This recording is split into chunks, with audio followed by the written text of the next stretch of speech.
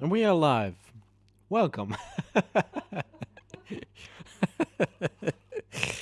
All right. Okay. Well, what can you do? This is Mudito here again. Bhante Mudito in Newbury Monastery. We're having a good time talking about, I don't know. I forgot already. All right. So, number one, welcome to the meditation. So please put questions on YouTube live chat if you wish. Maybe better to do it now, typing before the meditation starts. But you can certainly do it if something comes up. But maybe keep it in your mind. Just it's if it disappears, it's not very important. So if you're meditating and something comes to your mind, just keep it in your mind. We'll wait after a little bit after meditation with the questions. So if you have something in your mind, please ask them after. Oh, I'll answer them afterwards on your questions. So we're gonna go about 1 hour. Is that correct? Anybody know? 1 hour? Yes. Okay. So it's 7:30 now our time in here in Melbourne, and so we'll go 1 hour, maybe a bit less, so we can have the questions. So let's say we do 50 minutes, and then we dedicate 10 minutes for the questions at the end. Um, so I have already introduced myself. Okay, so that's it. Okay, so today I was gonna do a death contemplation, and you know what happened? I just went online before I got here and just look our website from Perth, PSWA website, and Ajahn Brahm did death contemplation 1 hour ago. So he stole my idea. But nevertheless, I will still do it. Yes. Can you talk about anxiety? Anxiety. Yeah, someone just asked. No. I'm not going to talk about anxiety. Um, uh, uh, Anxiety. Yeah, it's a very actually. There's a lot of people asked us those questions now because of what's happening in the world. But um,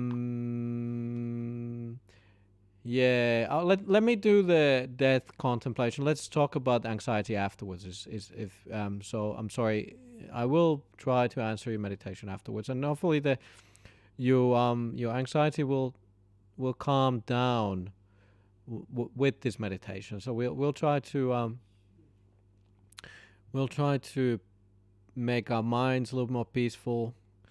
Um, with the death contemplation, we'll start with that. And if anybody feels that it increases the anxiety, please always when you're meditating and something comes up, your your mind doesn't want to be in a certain place. If it doesn't want to look at the object, it becomes too much. Please always just open your eyes, relax. You don't push it too hard. I remember when I started to meditate, actually, I had a weird experience, just reminded me.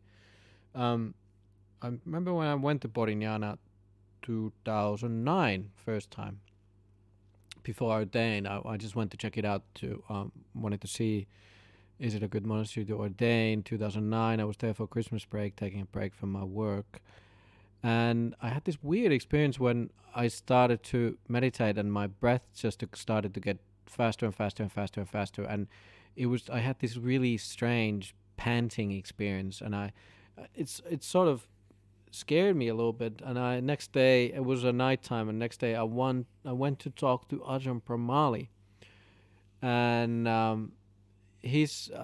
I just told him what that was. And there was this, I felt that I was going into deep meditation, but it was a bit scary, that experience. And he said it's when something like that happens, just open your eyes and come back to this world. And there's no need to try to keep at it. Meditation is supposed to be just calming down. If your body does weird movement and this and that, just let anything like that, just let them go. And I had that in the beginning as well. My body seemed to be wanted to adjust. It was going all over the shop sometimes, but you just have to learn to ignore those things. Don't make too much out of them. Don't make storylines out of it. This is something happening. Sure, there's sometimes happens things like this heat comes to certain places of body. It it seems to be that the body is healing, so things can happen to your body and mind. Obviously, of course, mind should you we should find gladness, happiness in mind when we meditating. So higher and higher happiness. Um, One of the Pali words, which is my favorite, it's not just because this monk is a good friend of mine, but the Santuta is a beautiful, beautiful Pali word, which means contentment. Which contentment brings, it's a very, very high state of happiness where you are, whatever happens in your life, you're very content. Whatever happens in your meditation, you're just content with it. You don't want anything else in this world. But that's going a bit off the topics because I wanted to talk about death contemplation. And what I do now, I'm going to read from Dhammapada. Dhammapada is one of my favorite books because it's inspires quite nicely. It's nice to read these little verses sometimes a little bit. They reminds you of the Dhamma, and you don't have to dwell too long about it. You can just have a little bit of like a little piece of inspiration, and that will set you hopefully into the meditation. So I'll start by reading few words from the Dhammapada, and then we can maybe start the meditation. Sorry if I'm a bit wordy today, but that's what it is. Okay. Like a bubble is this world. Just as one would look upon a bubble, just as one would look upon a mirage. If a person thus looks upon the world, the king of death sees him not. Meditation on mirage. On one occasion, a few hundred monks went into the forest to practice meditation. But as they made very slow progress, they decided to return to the Buddha and to ask a suitable subject of meditation. On their way to the monastery, they saw a mirage and started to meditate on it. As soon as they entered the compound of monastery, a storm broke out. A big drops of rain fell, bubbles were formed on the ground and soon disappeared. Seeing those bubbles, the monks reflected, this body of ours is perishable like these bubbles, and perceived the impermanent nature of component things, the khandhas, so like the things are made out of impermanent things, the khandhas. So that's what the meditation is on, mirage on death. All right, so, and then we continue. We go to, this is actually, it's one chapter where there's a lot of death, subjects on death. I actually did this meditation during the last Vasa, but I don't think anybody remembers anymore, so we will do it again.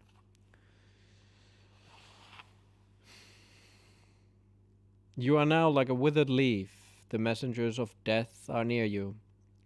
You are about to set out on a long journey, yet you have no provisions for the journey. Make an island unto yourself. Strive quickly. Become wise. Having removed impurities and being free from moral defilements, you shall enter the abodes of Arias. Your life has come to an end now. To the presence of death you are setting out. You cannot stop on the way, yet you have no provisions for the journey. Make an island unto yourself. Strive without delay. Become wise. Having removed impurities and being free from moral defilements, you will no longer be subject of rebirth and decay. So those are the things. It's a good contemplation. I like those. Those actually there were three verses there. They're different verses, and they were giving at a different time. Oh no, they were giving at the same time for this butcher and his son. Um, it's interesting. Meditation. It's a little bit like dying. So every time you meditate, is actually you are preparing for death in a way. The process is pretty much the same. You are letting go, and the same way when you're dying, the only thing you can do is to let go. And to learn how to meditate is to actually it's a little bit of journey into the death.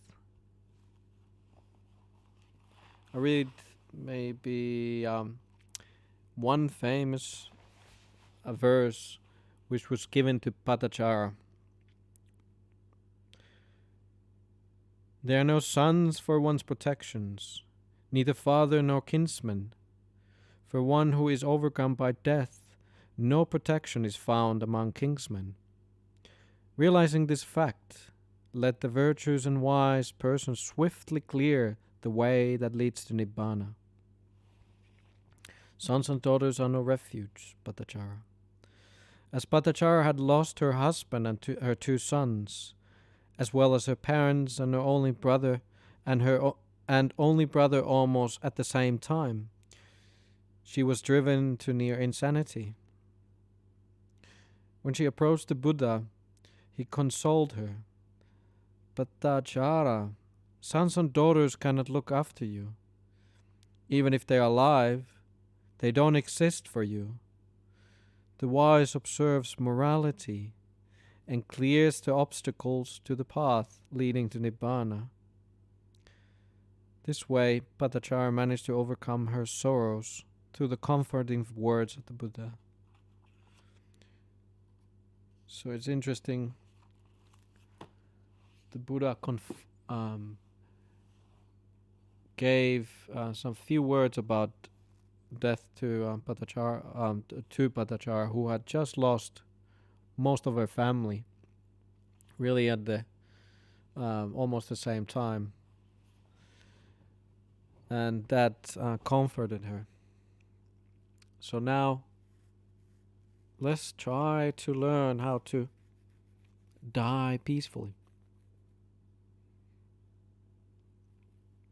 by meditating.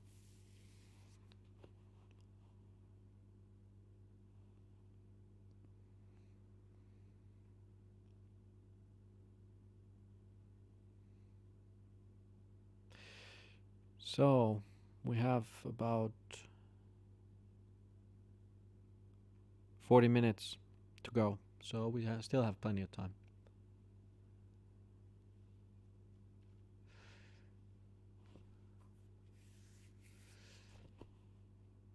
Take a comfortable seat.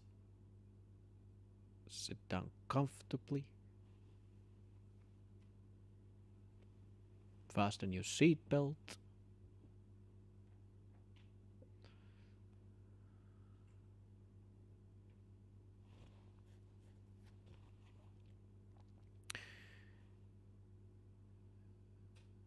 When meditating, sometimes we get a bit agitated after a while. So that's why in the beginning we set our mind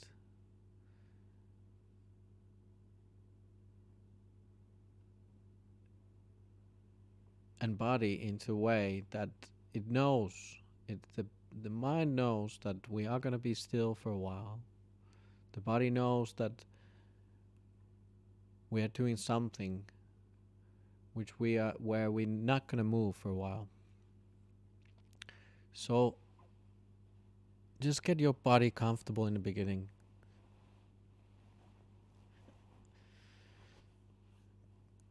If you get restless after a while and your body does want to move, just look at it for a while. Okay, the body wants to move, that's fine. Then just move along a little bit while meditating, and then just relax again.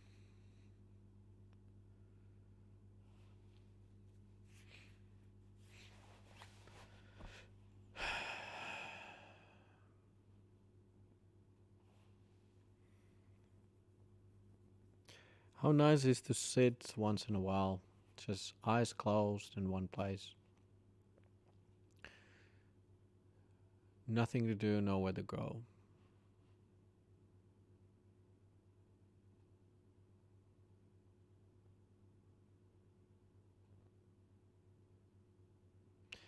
Even if you don't have to sit,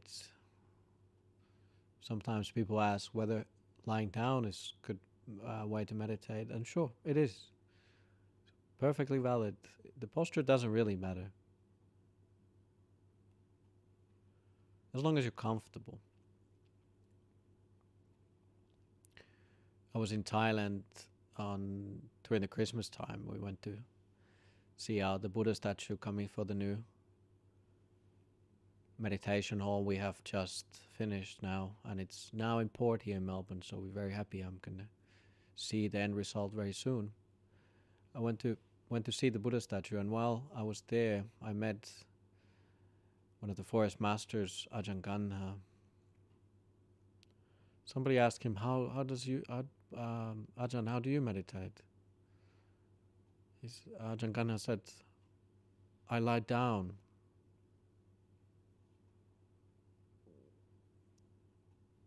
And the obvious question for a lot of people is that, don't you fall asleep while lying down? And the interesting answer from Ajahn Brahm is, that's doing something. Sleeping, falling asleep is doing something. I'm not doing anything. So when you're not doing anything, you're not even falling asleep. See if you can do that.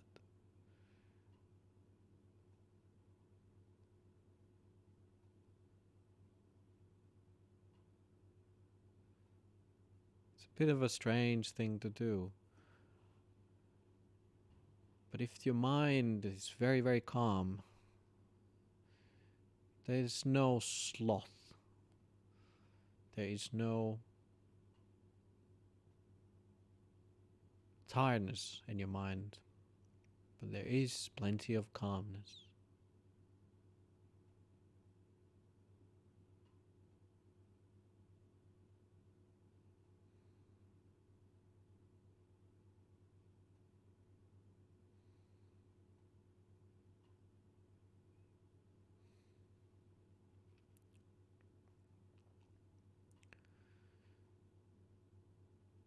So we start our journey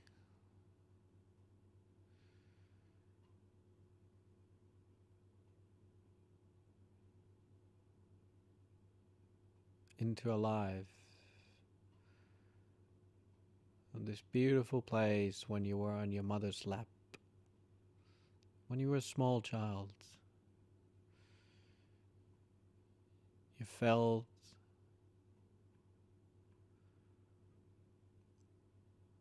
cared. You felt that you could just relax.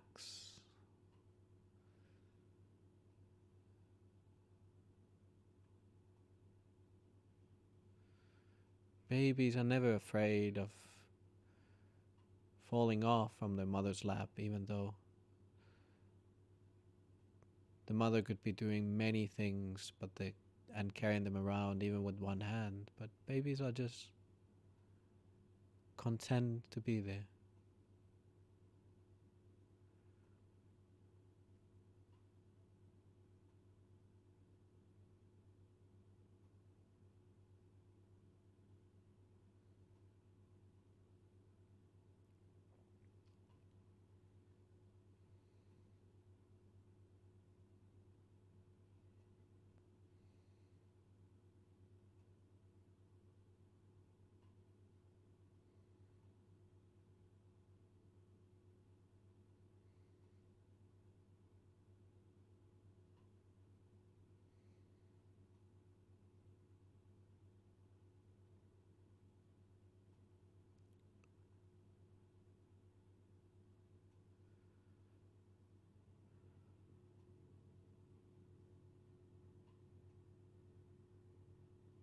There's a certain movement in the body.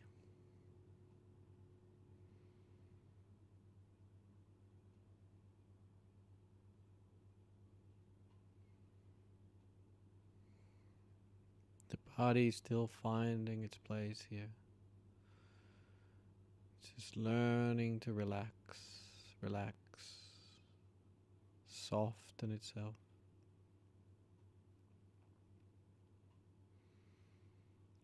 But it's okay. We are in this soft place.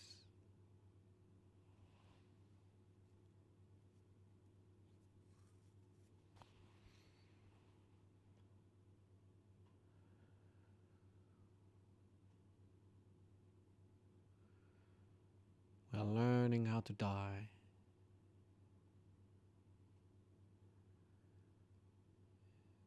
You're a small, soft baby, but you're already aging.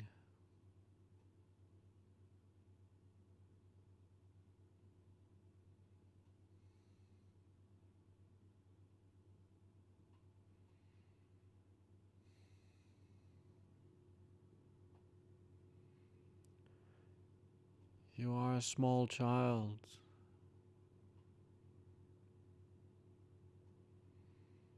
No responsibilities. Nowhere to go, nothing to do.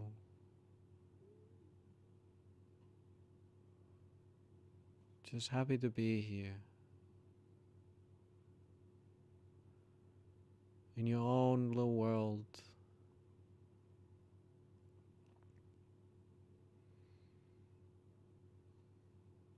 Free from responsibilities.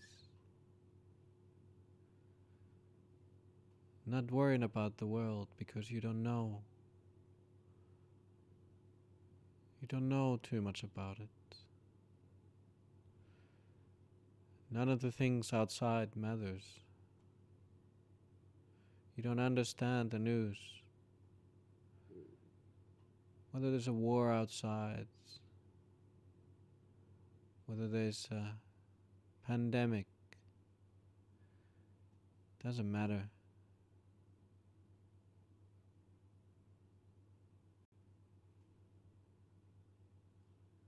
Children, they're just happy to be there.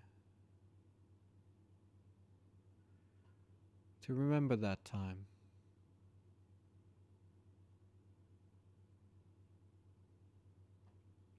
Remind yourself what it was like on those days when things didn't matter.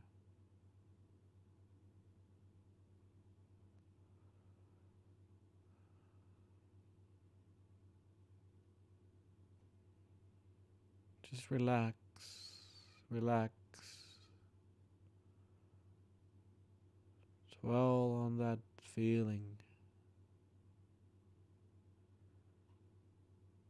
of no tomorrow. Nothing to understand of the outside world. Relax.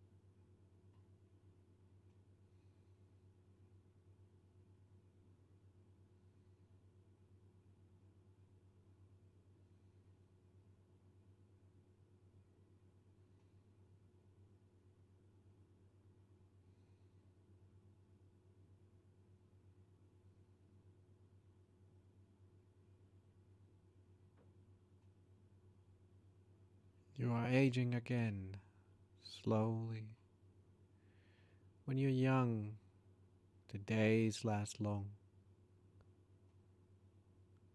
The years are eternal.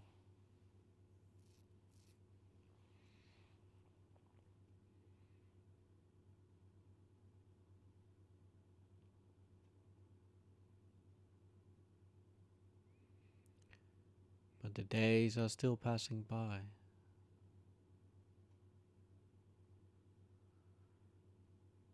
But do you remember the feeling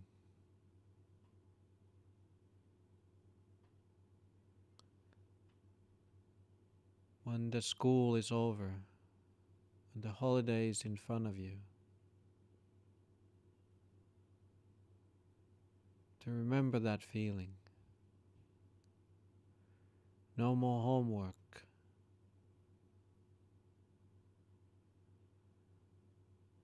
Oh, what freedom that is.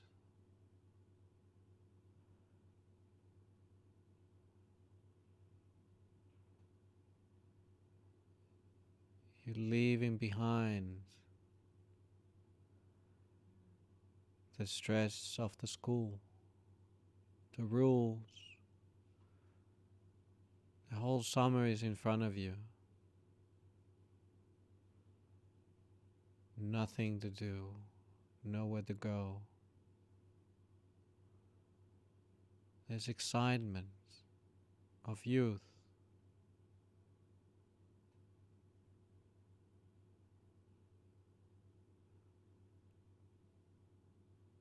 Remember that feeling.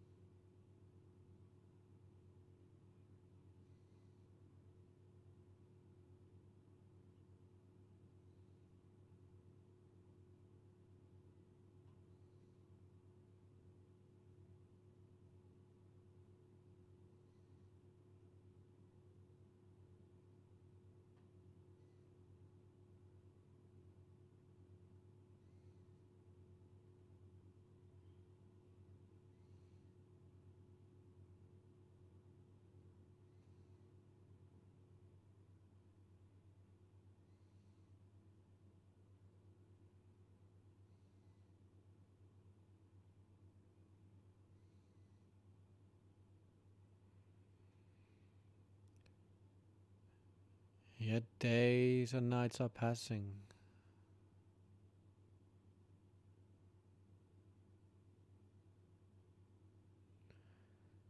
Every step you take, even when you're a teenager, it's like the cows going towards the butcher.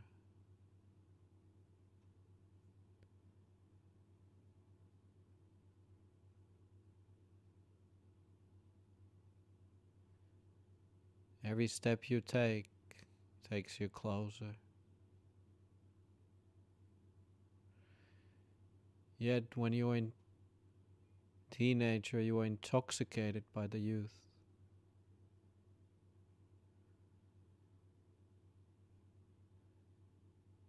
There's so much time.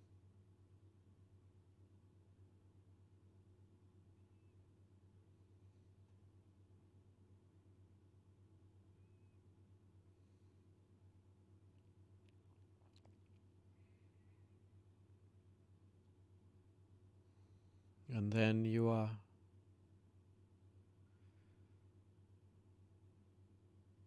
young adult.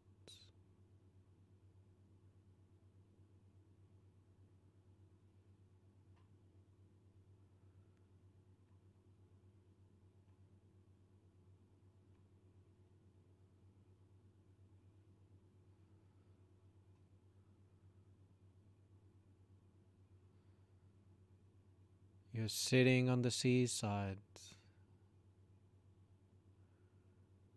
letting the sun warm your face.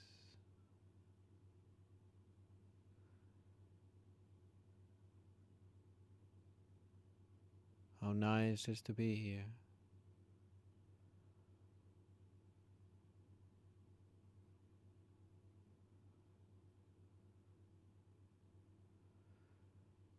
have the energy of the youth.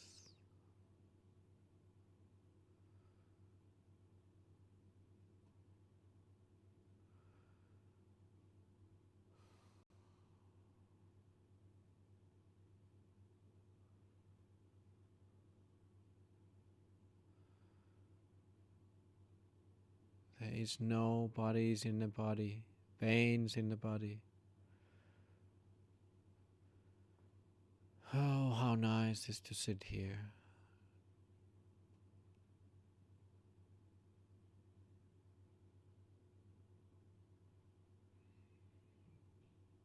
Your body is soft.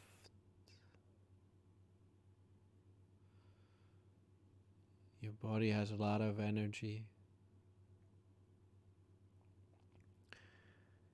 Yet it's relaxed. Relax. Relax.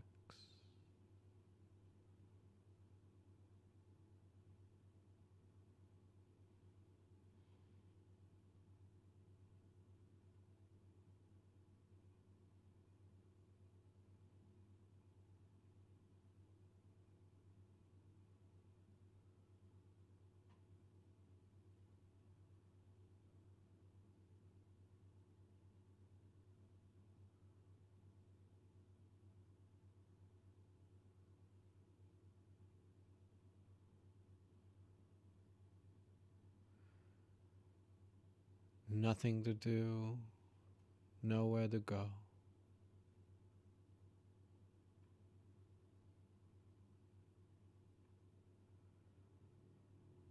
Just look at the ocean.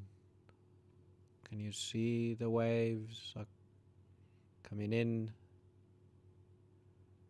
going out, coming in and then going out? Just like your breath. Coming in, going out on its own pace. Nothing to do with you.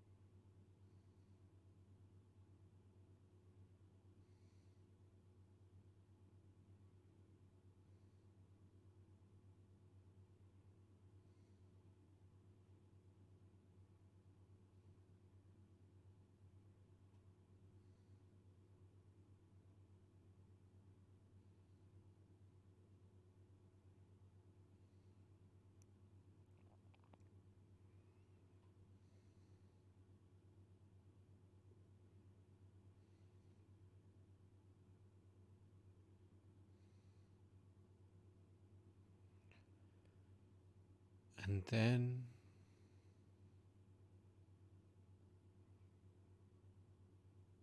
you get old. Where did that come from? You are on the same seaside, looking the same waves coming in and out, coming in and out.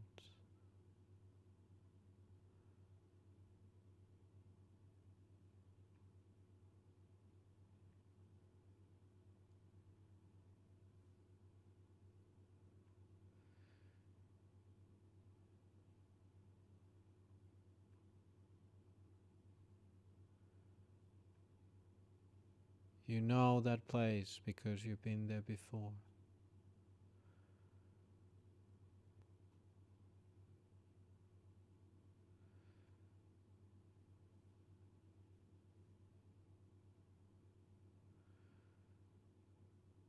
You remember all those times on your life while relaxing on the seaside.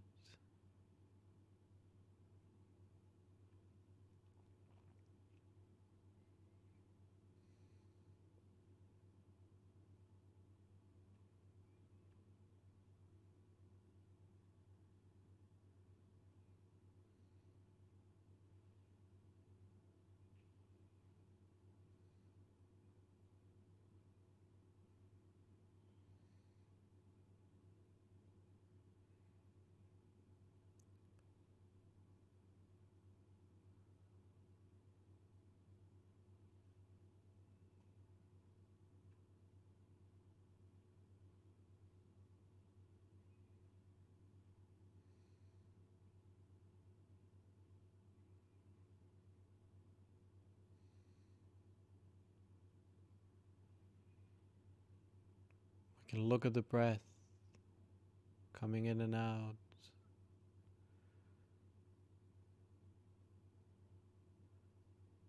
It's like a smile. It's like a beauty.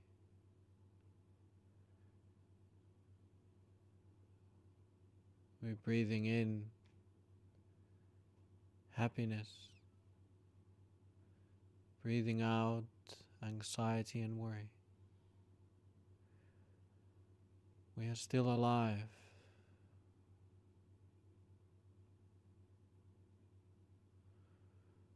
We are still here.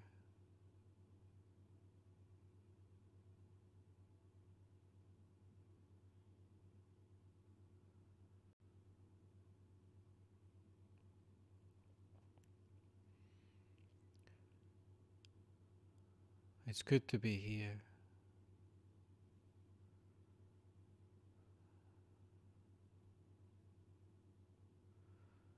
It's good to just sit down and keep looking the breath going in and out.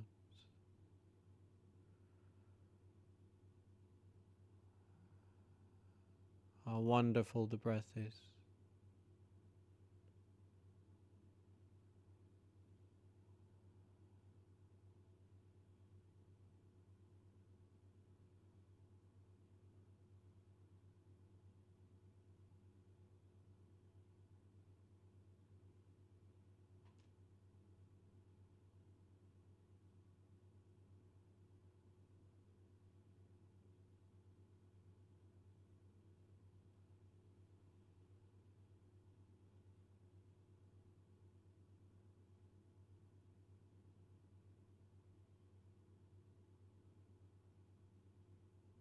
If the death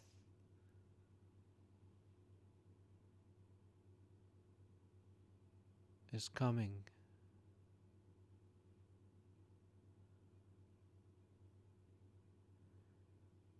it is like the breath. It's happiness.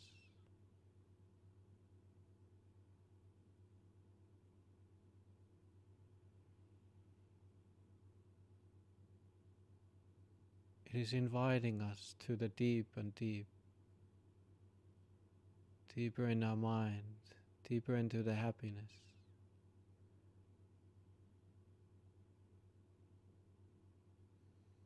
If the breath disappears, let it. Just dwell on that happy,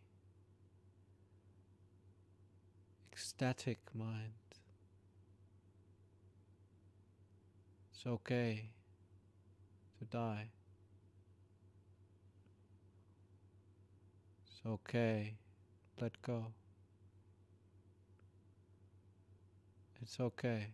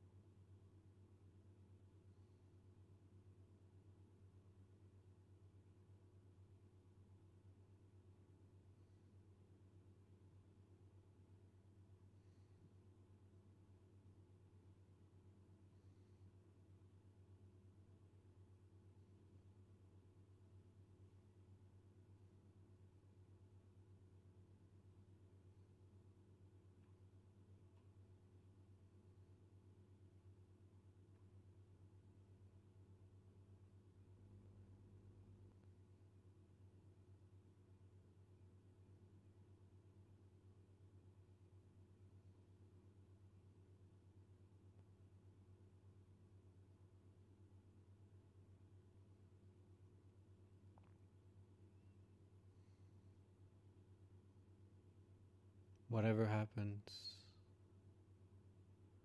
ignore it. It's nothing to do with you.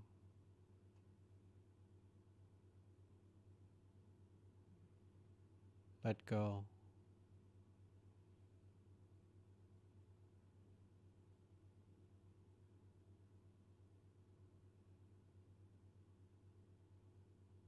It's okay.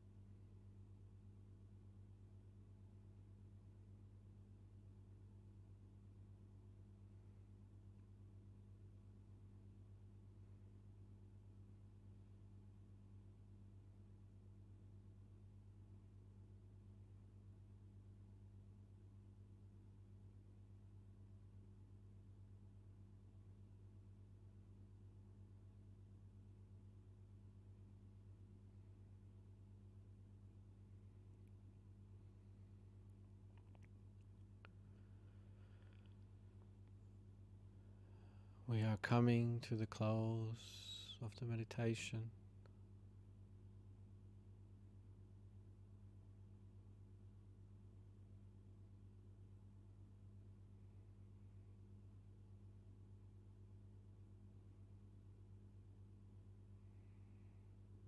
Can you see yourself as an outside person?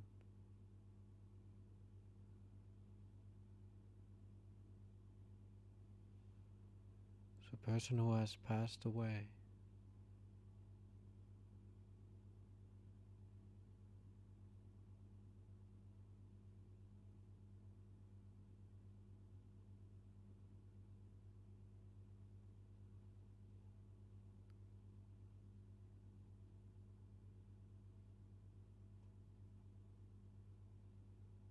Do you have the provisions for a further journey?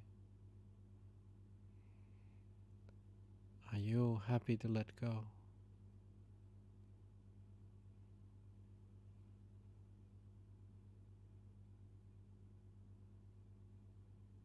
What is holding you back?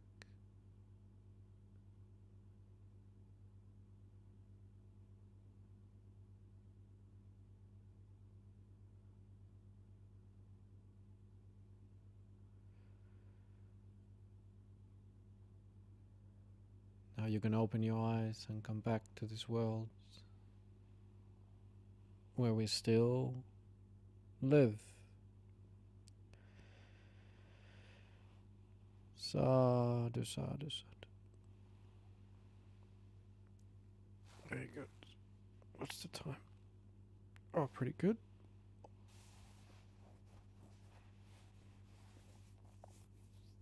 Right, okay. Was there any more questions, or is it just the... Okay. Sorry. Nah, that's fine. I think we don't go for the bell. We'll do something different today. One question.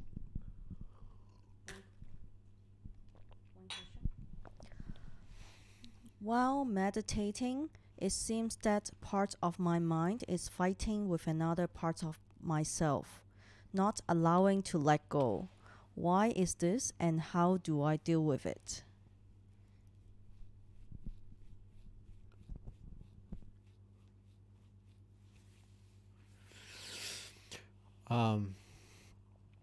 Yeah, I know. I mean, there's no... You cannot fight your own mind with your mind.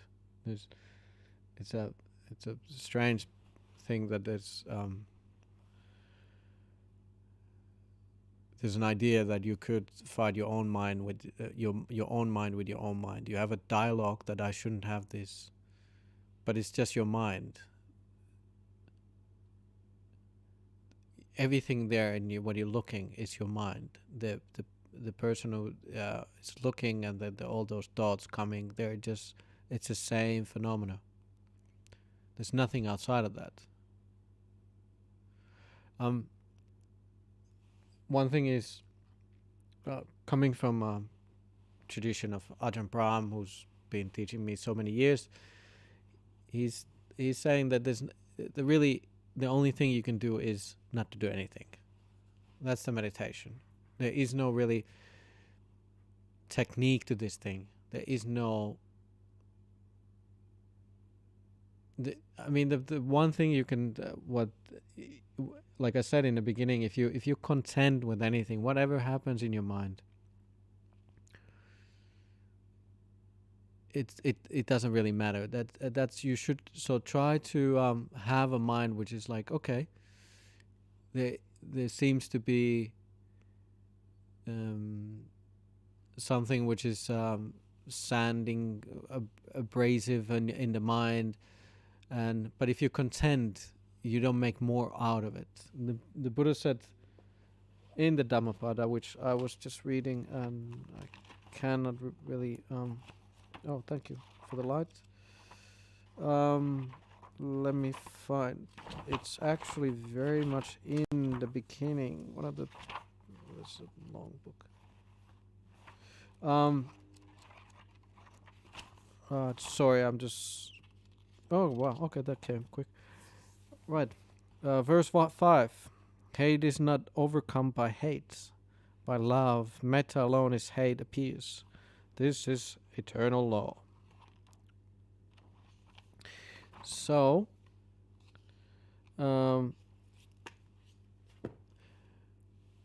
if you have metta, if you have santuta, if you have contentment in your mind, it's very, very important to have contentment in your mind. Have equanimity. Don't think it's anything to do with you. Just be content with it.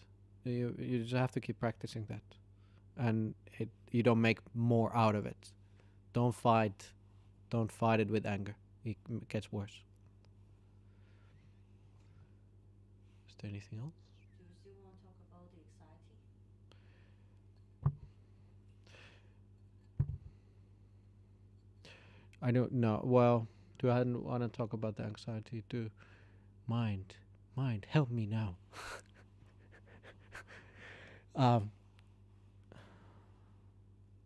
If it's really bad anxiety, it's a really, I know it's a difficult thing because you really don't know what's from up to down and from left to right. These kind of deep stages of anxiety, it's a difficult state. Again, if you practice contemplation of letting go, not adding fuel into the fire, that's the best thing you can do about it. If there's nothing to do, which is Ajahn Brahm's famous simile, is if there's nothing to do, don't do anything. You just keep at it, and if you really have a lot of anxiety, you don't know what to do. The worst thing is to try to push it away. Just learn to look at it. Learn how to not do anything. Nothing to do, don't do anything.